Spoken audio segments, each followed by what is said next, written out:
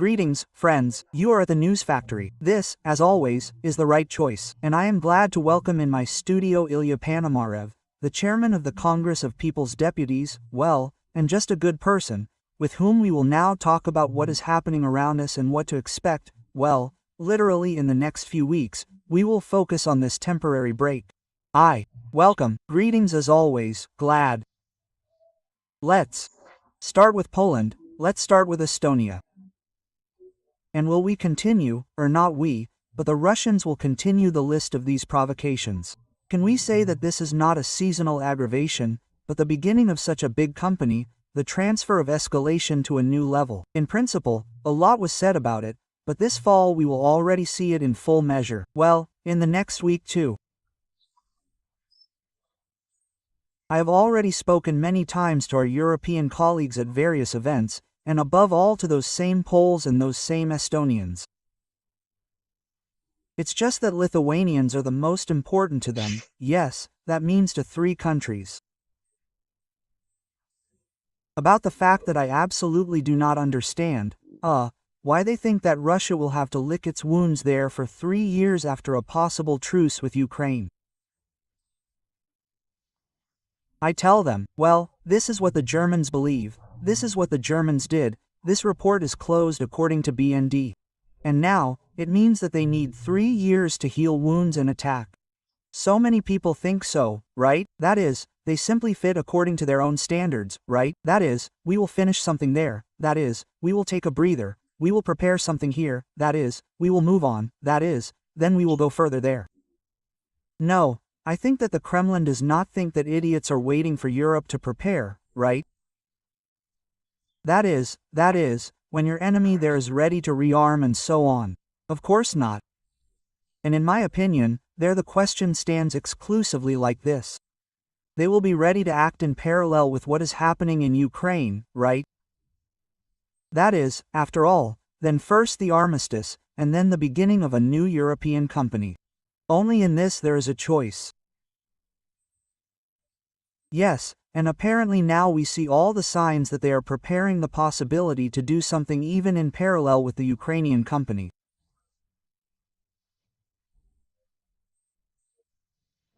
Especially since the nature of the possible campaign against Poland of the Baltic states, in my opinion, it will be the second. Moscow is not interested in seizing territory. Moscow is interested in an attack of a limited nature, but sufficient for these countries to have a concrete reason for requesting the 5th article of the NATO Charter.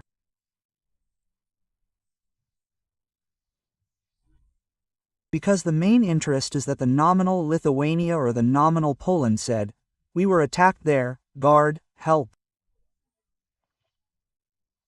And there is conditional Hungary, and maybe even Germany, and maybe there, I don't know. Spain will say that no, guys, come on, we are not ready to fight with Russia. In general, you have some kind of counter-terrorist special operation there, right?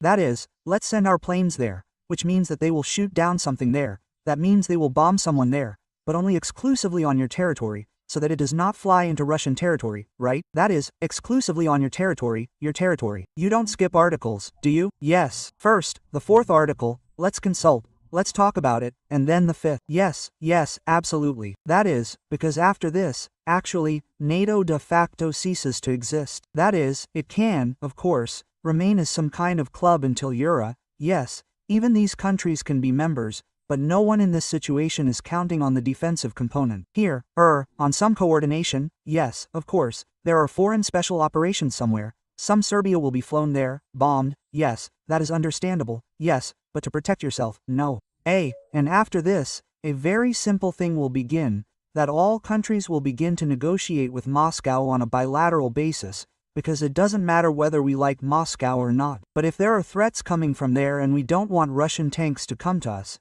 then we need to somehow agree on some concessions, right? That is there, that means, on some conditions, that is how we will ensure that Moscow does not attack us, right? That is, well, this is exactly what Putin is trying to achieve. I believe that, unfortunately, the chances of achieving this are quite high. Well, what needs to be done, of course, is that we need to arm ourselves sharply. We need to take steps so that the price of such an attack would be unacceptable, and so that the possibilities of doing anything would also be extremely limited. That is, if there is an impassable territory along the entire border of Russia with the NATO bloc, Russia with the United States of Belarus, yes, that is, with the NATO bloc there will be an impassable territory, yes, both on earth and in the air, and it means that there are some invasions of some sabotage groups, which means that they can be quickly stopped, not to mention the tank stories there, and this can be done only in one way. If the entire Ukrainian experience that exists is applied, well, then I think that this is real protection. But this, that is, the salvation of the drowning is the role of the drowning themselves. Counting on the fact that some Americans or French or British will fly to us and crush everyone into cabbage. This is not necessary, right? That is, only the application of the Ukrainian experience, in my opinion, can protect the Eastern European countries and the Baltic countries. And, well, maybe everything is trickier there. Well, in principle, Zelensky, in my opinion, mentioned this. M says that Moscow's goal is to frighten Europe and is not in a hurry to supply weapons, because the first thing that Putin wants is not to impose sanctions. And secondly, what is new to me against Moscow? The second is that weapons should not be supplied to Ukraine. Well, I think I got the first one. Well, more or less, yes. Trump is not in a hurry to get there or put forward unfulfillable conditions. We will talk about this a little later. But as far as arms deliveries are concerned, they are going nowhere. And then even the Europeans themselves will say, listen, wait, let's first arm ourselves here, you see, we are also being attacked, and then we will help you. That's it. Maybe this is such a cunning plan, in fact, just to frighten and thus prevent further arming of Ukraine. Well, look, I think that all such considerations can be in his head, of course, but I think that this is a consideration of the second, third echelon. The first echelon, which I am talking about, yes, that is, NATO must be destroyed. This is the main question. Therefore, I believe that, the first task of this drone attack is to do it specifically, consciously, so that it is impossible to say that it was by chance that something alone flew in, because they suppressed it there and so on, right? That is, so that there are no doubts, there should be no doubts that we did it purposefully, right? That is why a large number of them flew there in different directions, right? That's it. And at the same time, yes, that is, so that there were no doubters. It means that, accordingly, there was no reaction to it, as, in fact, in general, it happened. They got what they wanted. So, the second story. Again, and for this, it is necessary to simultaneously and in different directions, yes, that is, to look at the state of the air defense system from a purely military point of view. So, having looked, we also realize that air defense does not actually exist, right? That is, well, more precisely, it means that there is a cover-up of key objects there at the same base in Rzeszów. That means that there are more of these Patriots deployed there than around Kyiv. That means that there is in Warsaw, that is, there, of course, as it were. Well, that's all. The border is not covered, right? That is, accordingly, it means that such an attack is possible. And already the third factor, I believe that the one you are talking about is different policies. Well, Reuters was also happy today that the Trump administration is considering reducing military aid to the Baltic states and other countries bordering Russia. Well, I think that Poland is also meant here, yes, but also in general and like Finland, in general. That's how much we can really expect that, that's okay. Ukraine is not in NATO, but NATO countries and America are, well, like one, yes, America is also a NATO country. Can this be expected? And it's not just that there's any real Spain to reduce aid, namely those that are, well, the frontier in essence. To what extent can we hear this, I don't know, from Vance or from Trump or from someone else? Well, the position of the Americans has two components, rational and emotional. And there is an emotional component that should not be underestimated. For the previous administration there, emotions were secondary. That is, if they were somehow important, then they were rather important, there were some fears, right? That is, here, including not quite rational fears. But for the rest roughly speaking, Biden did not really like Zelensky personally, yes, that is, but as a professional politician, he was ready to put his feelings on the back burner. That's it, because it was necessary, and they were ready to hug him as much as they wanted, kiss demonstratively there and so on, because it was necessary. In the conditions of the current American administration, the emotional component plays a much greater role. And the emotionally acting administration is Trump, and especially Vance, that is, Vance to a greater degree than Trump. Although, in principle, Trump is much more emotional than Vance, but in this case they both have this story. They have a bad attitude towards Europe. They have a bad attitude towards Europe, because they consider it a weak and be hypocritical. And they believe that Europe, and, unfortunately, I believe that this is not an unfounded point of view, that it is trying to solve its problems at the expense of the United States, and at the same time, it means that they are publicly puffing up that we ourselves are doing something here, but in fact, it means that the American military umbrella will crawl under it. They don't like it. That is, it is not that they are completely against holding this same umbrella over Europe, but they want to hold it not for free. That is, if we keep, then you pay us. That's it.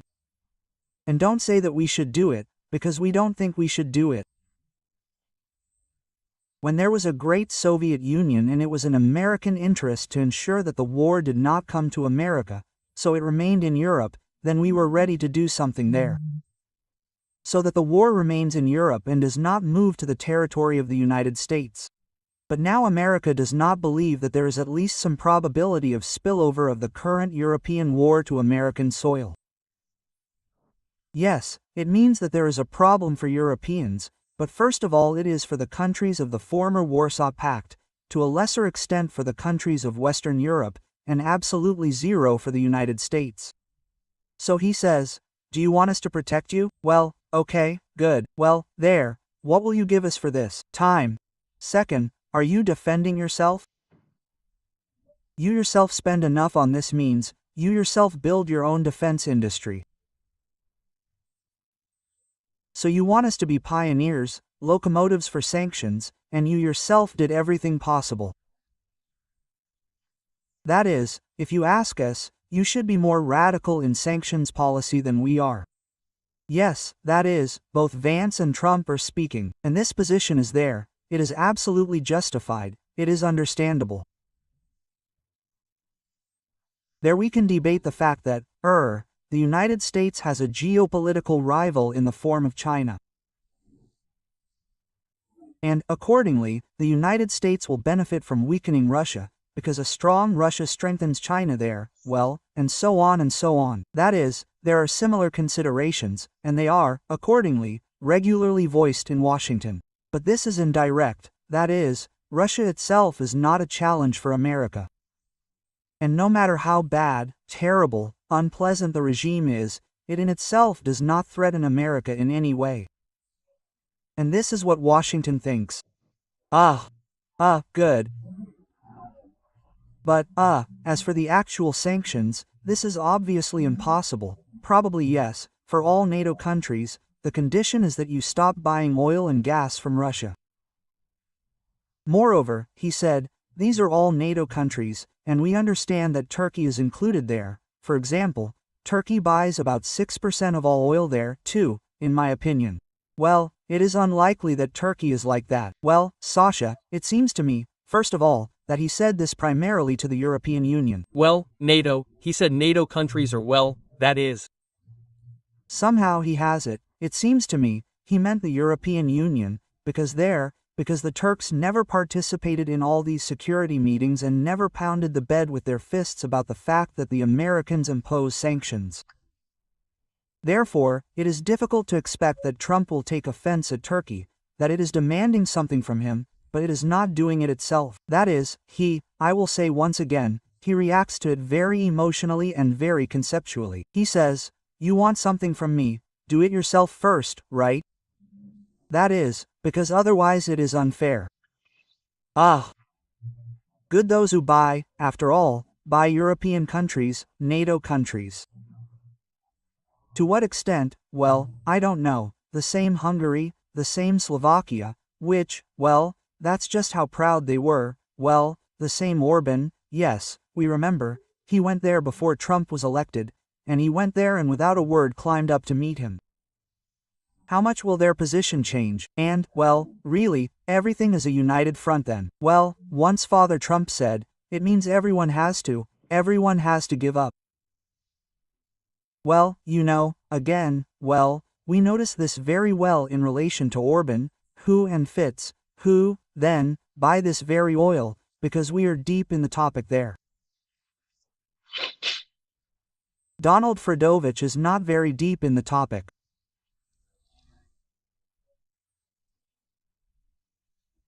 And the volumes that Hungary and Slovakia buy directly from Russia actually pale in comparison to the volumes of oil products that all other European countries buy primarily through India. And since again, well, that is, the whole situation must be perceived in context, right? So, the context was that the Europeans gathered at the same table were saying to Trump, well, you said that you were going to impose sanctions on India, so why the hell are you not imposing them? Well, you've publicly told everyone that you're going, so let's support it. And in response to this request, Trump says, so you yourself buy from the Indians, that is, you want to fight with India with my hands. That's it. In principle, I'm not against fighting with India with my own hands, but, guys, you yourself will make a similar move. That is, what right do you have to demand something from me?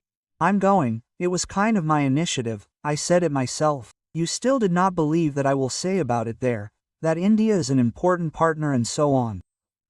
Nevertheless, I said that I'm going to do it, but what right do you have to push me in the back even more? You yourself have done the same. You will first do the same, you will figure it out yourself, then come to me about what they ask. Why did you say, but not do? I will make a type when I think it is necessary. You will do it yourself. Ah, well, the 19th package is just so terrible, they say, so terrible. Well done, and this is the merit of Trump. This is just a straight line. This is, one might say, the 19th package named after Donald Fredovich Trump, right? That is very good. Yes, here we continue about Donald Fredovich. This week, and we are writing an interview on September 20th, next week. Yes, in fact, there should already be a meeting between Zelensky and Trump within the framework of the UN General Assembly. That's where they should cross in the fields. What can we expect from this meeting? And in general, the end of the year is approaching, and after it is already January 20th, and already an hour of the presidency has passed, yes, and already and no, well, let's not repeat these things, here you promised in a day, and here already an hour has passed. As far as we can in general, well, summarize this hour, was there any, well, not that hour, but these were at least 9 months, yes, almost what, yes, no, exactly 9 months. Can we summarize what Trump gave birth to in these 9 months? In relation to Russia, can we have some kind of, well, such an evolution, and as the culmination of this evolution is the meeting with Zelensky? Well, I will say that it would be unfair to Trump to say that nothing would have happened there during that time. This is not so. If we are able to do such a very difficult exercise for ourselves, which means to rise there to the height of a bird's flight above the conflict, then we will see that the positions of all parties have undergone much greater changes during this time than they did in the previous 3 years. So the Russian position was changing, and the Ukrainian position was changing. And this, of course, is the result of direct pressure from Trump on all sides, that is, this same war. I'm not saying this, I'm not saying it's right or wrong pressure, it's right or wrong evolution. I will simply say that the American administration had a negotiation strategy, it remains, they are going much slower than they themselves wanted and expected. That is, they believed that with this strategy they would be able to reach a certain result much faster.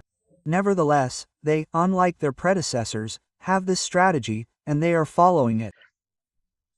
So, we can only think about whether it will go anywhere or not.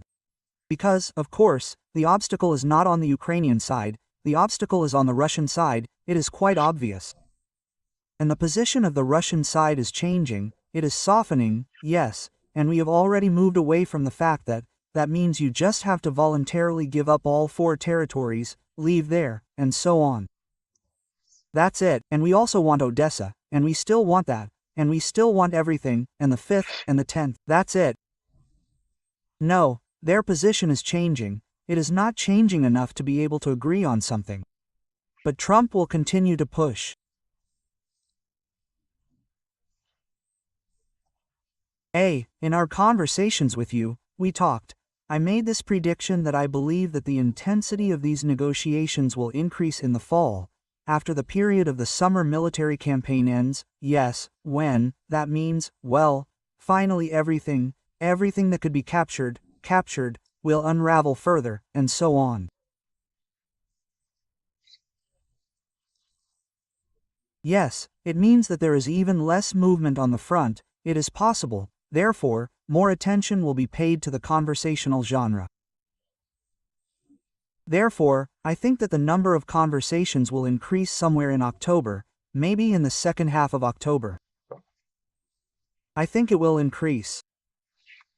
I think that during the meeting at the UN, a mutual request will be made, as it were, from the American side, from the Ukrainian side, that is, to coordinate their point of view, their position in order to achieve this tripartite meeting with Putin. But at the same time, yes, Trump, of course, also has disappointment.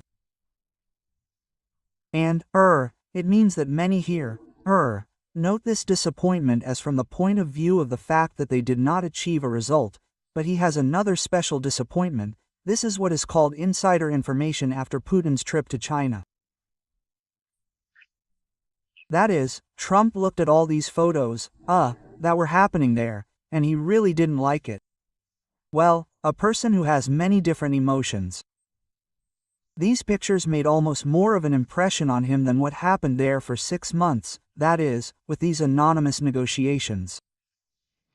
Well, we remember those tweets from him on Drew's social, so, well, good luck to you all there. You are plotting there, well, plotting, yes. Returning to this situation, which, well, was probably the top topic of last week, the provocation against Poland, plus the provocation in Estonia, the fighter jet was added. Well, what kind of reaction was consulted? But there were several voices saying let's knock it down. Yes, well, Davile Shaklina, the Minister of Defense, hinted at Turkey. Remember how in the 15th year they flew there several times, the Turks warned them, no, that's all, they shot them down and well done. But in fact, we remember that in reality, everything was not so simple. A trade war started there. As a result, Turkey somehow apologized there. And it wasn't exactly like that. Yes, that's what the Turks shot down, spat on, and the Russians wiped themselves out. But also the president of the Czech Republic, Petr Pavel, also said that if there is a provocation, if there is a crossing of the borders of the airspace, it should be shot down. How likely is something similar, something real, possible in the coming days or weeks?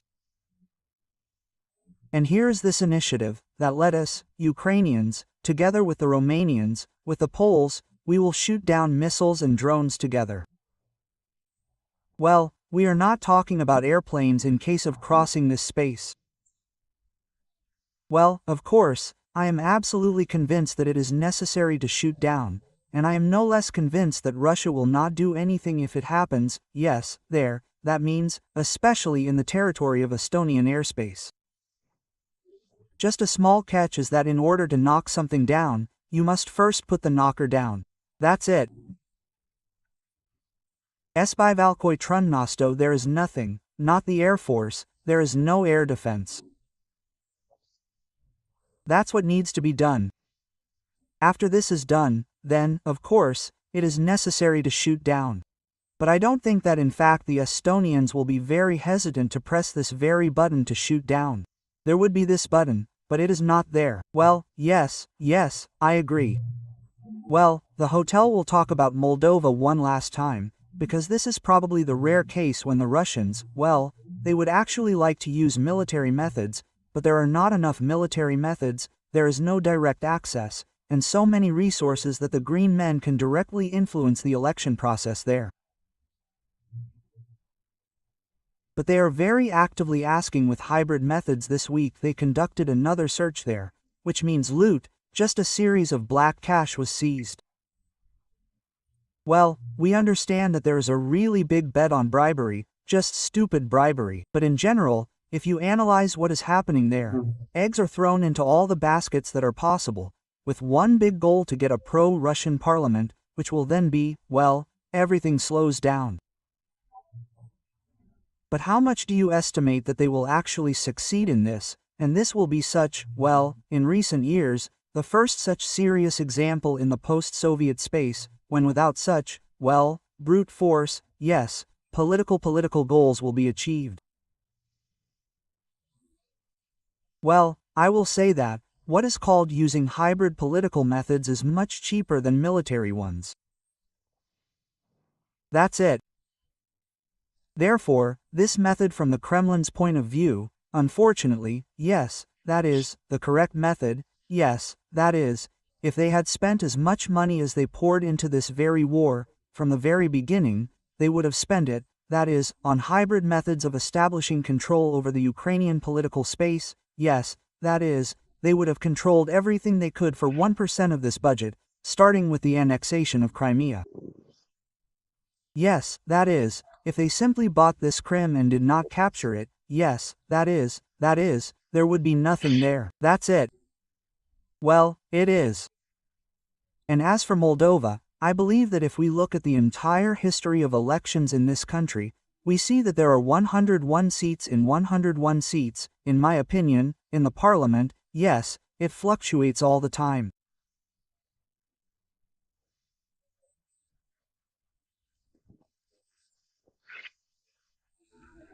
Here's the fact that there was a certain shift to the side, that is, Sandu and those associated with her, that is, such conditionally pro-Western political forces. Yes, it was possible to predict even then that there is a very high probability that the pendulum will swing in the opposite direction in the next elections. And I believe that now, well, according to the distribution of forces, generally speaking, everything there indicates that the presidential forces must lose these elections. But they also have administrative methods of non-electoral influence in reserve. Over there in Romania, the elections were generally cancelled, someone was filmed there, someone was arrested, so in Moldova too, someone was imprisoned there. In this story, we'll see.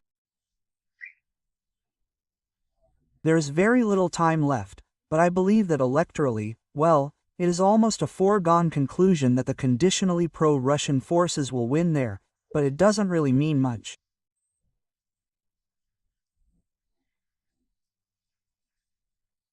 Here again, as history shows, how Sandu was not a very tough, confident leader there, who would have been an unconditional ally for example, Ukraine, who would have controlled everything, would have purged the special services, which means she has influence and so on. Nothing happened. That's right, I think, and the people, too, mean that very quickly they will rake all the money that came from Moscow into their pockets. Then they will start asking for more. Now Moscow will say, "So you are doing something?" They won't do anything. Here they quarrel among themselves. Well, that's why, well, it's unpleasant, of course, that is, if it happens, but I don't see any kind of catastrophe in it either. Yes, here, too, it is absolutely clear that there was this pendulum, but here there is a different context, the context of the fact that the clusters are negotiated. Indeed, already, well, at least some progress on joining the EU should begin. Okay, it's still years there, but it's not 10 years old like it used to be, and indeed, against this background, to get a parliament that will simply sabotage everything, all the necessary laws, this is probably important, including for Ukraine, because, as a rule, they take, well, as a rule, they like to take packages, that is, in several countries, here, including Moldova and Ukraine. Well, let's watch. There is logic in this, yes. But above all, it is worse for the Moldovans themselves, unfortunately, yes. But what you are saying is certainly logical, but we should not forget that there are other candidates for the European Union. They're in the Balkans first of all, and they are much further along the path to joining the European Union, unfortunately, again, yes, than Ukraine. We would have joined them, they would have caught up. Yes, I would not like to become Serbia. Well, thank you, Ilya, thank you for, as always, an interesting conversation. Friends, Ilya Panomaryov, chairman of the Congress of People's Deputies, was with us. Well, we talked about the past affairs of this week. And that's what we can expect in the coming weeks. I think they will be very turbulent. Moreover, October is usually ours. It is quite such an active month. Thank you. See you soon. Thank you very much. Happily.